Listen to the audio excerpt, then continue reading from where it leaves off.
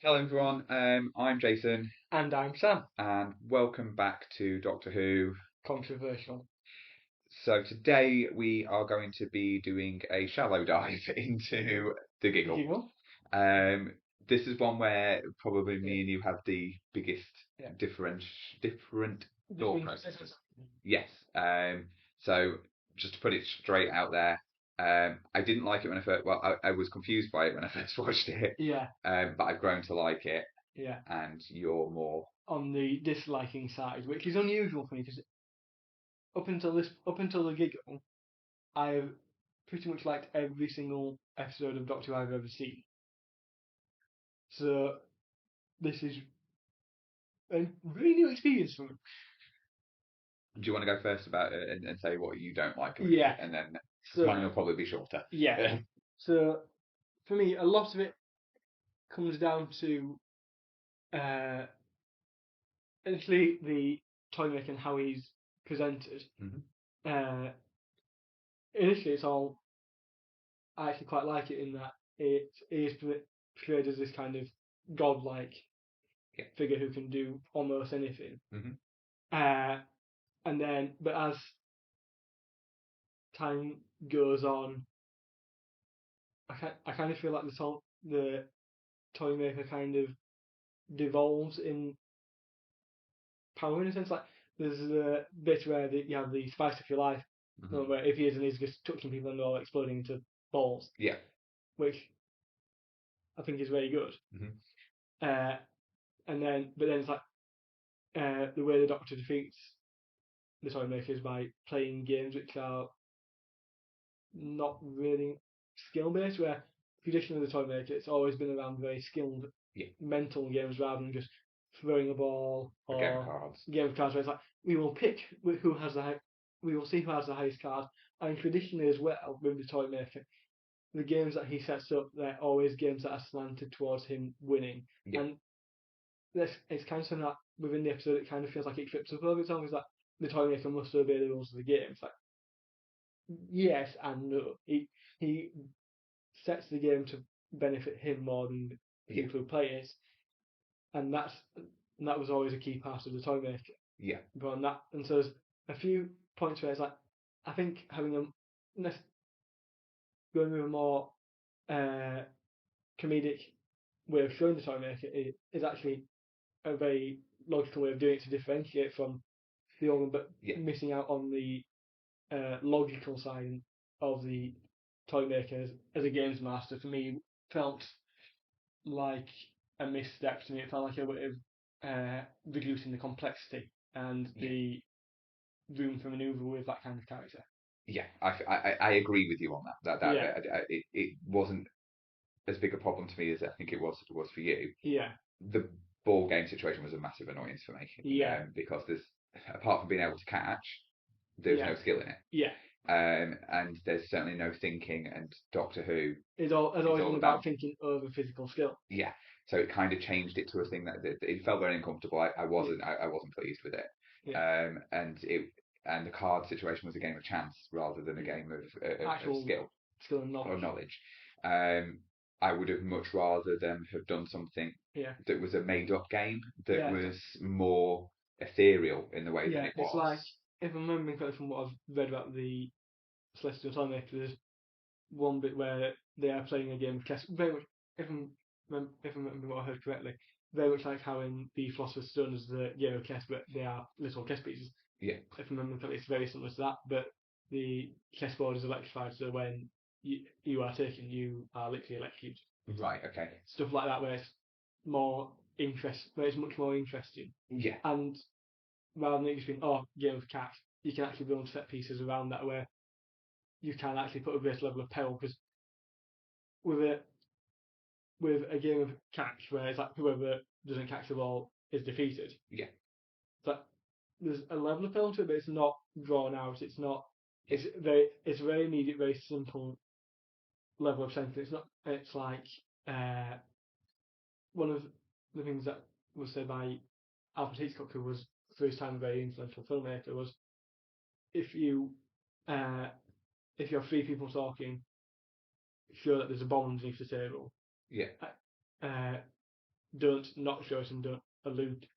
Make sure that you allude to it being there. Don't just have a sudden explosion there because it doesn't build up tension. Yeah, And it's like it just feels like a very simple form of tension. It doesn't feel like there's any complexity to it. yeah, it was very. I mean, the whole thing throwing the ball from backwards and forwards.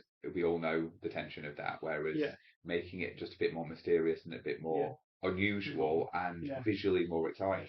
But it's like, particularly because of how the toy maker is in, and within the episode itself, it kind of plays on him having a very over the top German accent Yeah, and stuff like that, which is kind of meant. yeah, Uh, but you could have had something that I think would have been really interesting, good also from the representational point of view, would be to have it be Go or something like that. Where it's a game that most people don't know that much about. yeah. We know it exists, but they don't It really know how to exists and play it's it. starting to come more into common knowledge because of things like the AI game where Yeah, AI are starting to also play Go as well as yeah, people who are masters at Go yeah. and stuff like that. It would have been. I do think the games were just it just didn't Yeah, it didn't work for neither yeah, of them. I thought the card game was, yeah, and I thought the card game was kind of going to be that something else would have happened at that point, yeah, or if it was that they then were moving on when there was the final game, I was just expecting something more yeah, than that, and it just didn't. It to me yeah, fell flat, and yeah, it felt a little bit like it was going, oh well, there's two doctors, so that we'll use that as a way of winning the ball game because yeah. there's two doctors playing Yeah, playing which one in many ways kind toy of maker. actually makes the Doctor sound weaker because it requires two doctors to face. Yeah, and the doctor actually very nearly does lose on a few occasions with Yeah, it, and um, it just I yeah, completely agree with that bit. yeah, It fell flat for yeah. me For there. me, one of the things that I actually did like about it was the whole uh, idea around uh, it, around people getting very annoyed over other things, and it was very much a message against It was a meta, very definitely a meta. meta story. That I thought was quite interesting. Yeah, Uh, because we are getting more like that yeah, we generally. are getting more reactionary and more very bottom of the brainstem reaction Yeah, to things. I think it's maybe we are similar on this, and it's maybe, but you Yeah, maybe feel stronger I about the think bits you don't like than I yeah, do. because there are a few other bits where it seems to trip up for me, and this is me being looking at it as a writer. Like there's the monologue that the 14th Doctor gives, where uh, if says it's all human, it's not all humanity's fault, but it's like you humans do this to yourselves because you are this and this and this, and that speech would work in most contexts, but it doesn't work in the context in which it's placed because he's talking to people in unit who generally are meant to be They're looking the for it better from the part of outside. humanity. Yeah, So it's yeah, like it is. and so there's things like that where it's like, and the reason why I mention that in particular is because a lot of people tend to uh, point out, and we'll do this when we come on to talking about Chris Giggle, oh, the writing wasn't as good. Yeah, That's a very obvious writing flaw to make, yeah, and but they're not going to pick up on and it because it's and if people don't, and from what I've seen people's reaction to Giggle, most people tend to really like it. Like that, if you're going to say that Chris Giggle did really bad writing, be balanced. Don't just ignore it because yeah. And you know the my artist opinion is on it. I better. don't feel that Yeah, Chibnall was as bad as people say it no, was. I think there were missteps. I think yeah, dialogue was a little bit incorrect at times, yeah, but I overarchingly don't really have a yeah, problem. So it's um, for me, yeah, I agree on the game side of it. It took me a little while to get my head around the toy maker because yeah, until I found out about the toy maker, I didn't know about the yeah, toy maker. yeah. Because when I mentioned to you, you knew nothing about him, whereas I actually knew Yeah. about him. So I was going into it, and I purposely went into it without researching too much because I knew there was going to be big Yeah, changes to it. So what I found when I first watched it, because I've watched it a few times, I think you've only watched it I've once, only haven't seen you? it once because I want to have a big point gap in time between watching it because that will increase the chances of me seeing it in a different light. Yeah. Well, I wanted this big scary character, and that's not what we Yeah, got until you looked at the insidiousness of what he was doing, and then it was yeah, like, actually, no, that is really insidious, and he was just able to turn somebody into yeah, balls, for instance, is really scary. It's yeah, scarier than the Daleks. yeah, But it takes a little while for you to go, oh, actually, that is really sinister, and yeah, he can control people and make them dance and things like that. That he yeah, was literally able to control everything around him. Um, I think the concept of the whole episode of, like you say, Yeah. people getting angrier and there being this underlying current that's always been there and Yeah. it's now being suddenly awoken within us. Yeah. I feel like that's kind of a meta way of saying the internet has Yeah. awoken it, and putting it so that it's on every screen. I think Yeah. was meant to be a metaphor Yeah. for the fact that we're looking at screens all the time, which are making Yeah. us angrier, and Yeah. but then turning it into an actual physical thing that was Mm. doing it. So that I thought was really good, and I thought there were some really dark moments in it. The Yeah. puppetry was very dark. Yeah. Turning the Doctor into a puppet, turning the guy that had bought Yeah. The doll. the doll. I can't remember his name now. No. The doll for the TV situation. Yeah. He those bits were really sinister. Mm. And having the family of that doll Yeah. coming for Donna, and the whole making the Doctor see the things he has done Yeah. and what the people he has left behind, and making Mm. him face that. Because I always like when he has to do that. Because I Yeah. like that in Journey's End Yeah. when Davros does it to him and basically says, "Take a look at yourself. Yeah. You've created this. You Yeah. don't have weapons yourself, but you turn other people into them." Yeah. He has to, Yeah. and all of those things that happened that he couldn't do very much about any of those things that Yeah. happened, but he must carry that guilt around with him. Yeah. So it's always interesting when he's Yeah. made to look at himself. And for me as Yeah. well, I just enjoyed it. I Yeah. don't think it was as good as the previous two. No. Which that from what I've seen of people talk about it online, yeah, very suspect. But most people seem to think that the Giggle was the best one. Which I suppose it was the funner one yeah. out of the three. It was more fun. It was Yeah. more colourful and more exciting. Yeah. But I would say out of the three, Yeah. the storyline had the least Yeah. impact on anything other than by generation, Yeah. obviously. But I was about to mention it anyway, so as soon as you mentioned it, for me, the bi-generation part of it is for me what makes it may have so much contention around it. Not because of the bi-generation in and of itself. Yeah.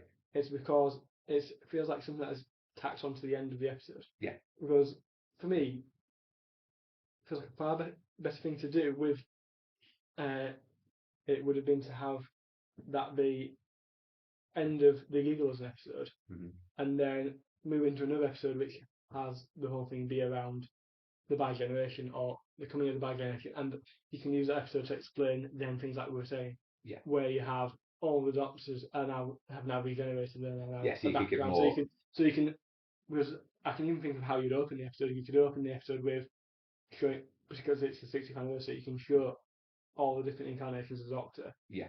Having just regenerated, but then suddenly find, oh, I'm still here. Yeah.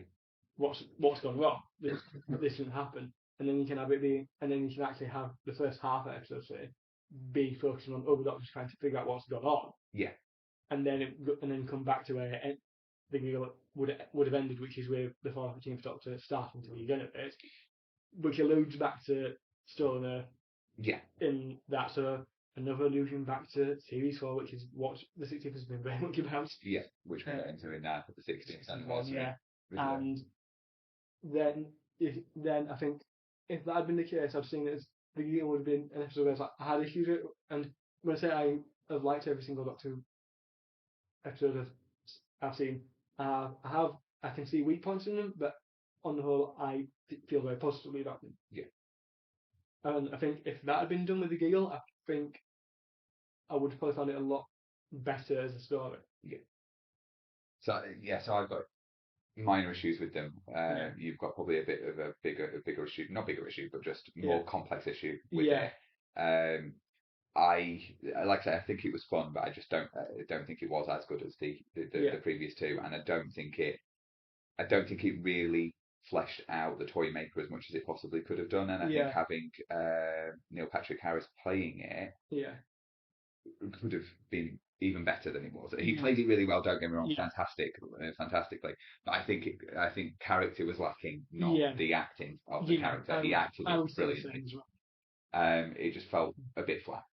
for what for some people was going to be the return of something, and for me something that could have been so much more magical and so much more and fantastical. To say what's going to come in the upcoming series, it was very restrained in how fantastical it could have got. Like, yes, he turns people into walls and things like that, but it could have done more. Yeah, I was left wanting a little bit. Yeah. So maybe I've changed my view a little bit on it since actually having this conversation about it. Yeah. But I still like it. I still think it has a place. I just don't think it didn't really take the story forward. It opened up a lot of questions about what's going to happen. Yeah, and I think as well, in part for me, part of why I reacted the way it was, I don't think the marketing for the episode was very good, because it very much portrayed it as being the sort of market as it's great evil. Yeah, it was made to seem darker than it was going to. Darker than it was. And so I think that created a bit of a disconnect right from the off with me, at least. Yeah, because when you're thinking a great evil, you don't need to think about the fact of how evil something is. You should know it, and she really had to think about how evil what he was doing was, or what he could potentially do. And I think that's the other thing: is the potential of what he could do.